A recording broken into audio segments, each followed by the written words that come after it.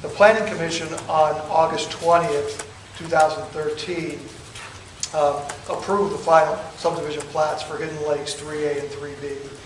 And there were 4 stipulations that all subdivision improvements and submitted home type elevations must be completed according to housing types and elevations as specified in P2413.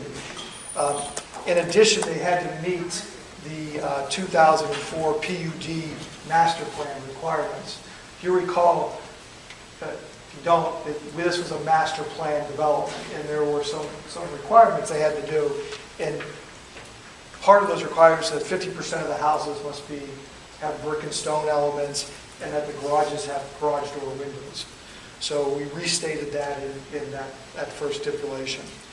The second item is that the Cuyahoga Valley National Park access between lots 152 and 153 must be better described as a public access trail in Hidden Lakes PUD final subdivision. It's in 3A. And we didn't want to run into a situation like we did on Dominic Drive a few years ago. So we wanted to make sure that easement was pretty airtight, so it couldn't be closed off in the future. This is for future access to the park. There's no trail in the national park now, but maybe in the future there would be one. The third item was the tree spacing must meet table 114521 in that block B1, which is sort of a wetland / overflow for water, that it would be maintained properly and that they would put some natural plantings in that area. And 4, what really affects 3B is that the Hidden Lakes PUD final subdivision phase 3B will be exempt from section 111304 E4 effect of approval of 1 year following the date of city council approval. Instead, the developer will have a 2-year time frame to record 3B following the date of city council approval.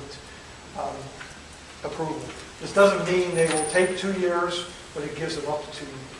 So the 3B could be platted within 6 months of approval. They may make the 1 year, but we didn't want to tie them down to doing everything in 1 year. So that is the recommendations. If you have any questions, I'll try to answer them for you. Thank you, Mr. Ward. On the 2-year time frame, typically we go with 1 year. And why was 1 year set as a standard? Is there some particular reason? I don't know if there's any particular reason other than we had 1 year. I'm not quite sure if that came from Ohio Revised Code, however, we don't have to follow that, or it was just something that was in the previous subdivision approvals. So nothing stands out as compelling to have a 1 year versus a 2 year? No, I don't think you're going to see more than, I could be wrong, more than 30, I'd like to be wrong, more than 30 houses built in 1 year. But I think typically what we were seeing in Hidden Lakes was about 24 to 25 houses a year. So we could meet that. And they just didn't want to, if things sold well, houses sold well, they didn't want to have to stop and wait and go through the planning commission city council process. They wanted to be able to move quickly. If houses sold quickly, they wanted to be able to go to the phase B. And we agreed with that. So. Thank you. Are there any questions from the committee or comments? Mr. Mayor?